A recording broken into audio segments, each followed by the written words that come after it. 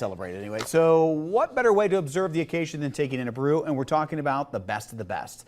In a little less than 2 months now, the first ever beer and booze invitational is planned for Cincinnati's elite brewers and distillers. Talking to Joe Frank, who owns the Fowling warehouse, who's hosting the event.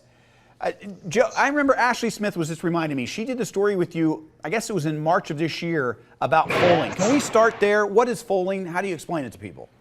Yeah, Fowling, football bowling. We are home of the original game called Fowling. We have 30 lanes, and the object of the game is knock your opponent's pins down with a football before they knock your pins down. The game's set up very similar. It's cornhole.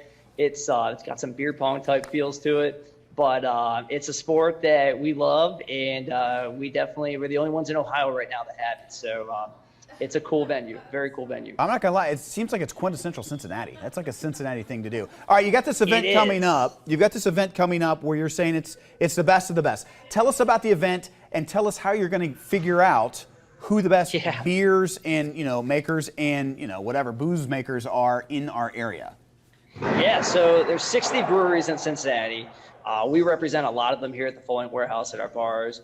Our goal is to have a festival that's the best of the best. I've teamed up with 2 curators, influencers online, Cincy by the Pint, the Gnarly Gnome, 2 guys that really know the industry well. And their goal is to curate an event that it's the best beer in Cincinnati. 60 breweries, we're going to take it down to 20, and we're not going off size, we're not going off popularity, we're going straight off the beer and what we believe is the best beer in Cincinnati. And it's all going to be here at the Fowling warehouse. We're going to have a lot of fun with it. So are the brewers basically submitting one of their beers, or is it overall?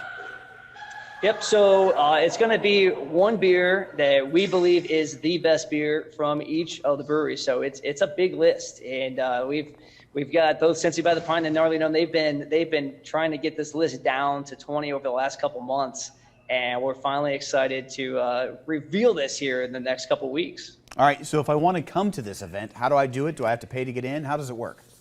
Yeah, so it's there's going to be tickets open to the public. Everyone's going to get Fowling.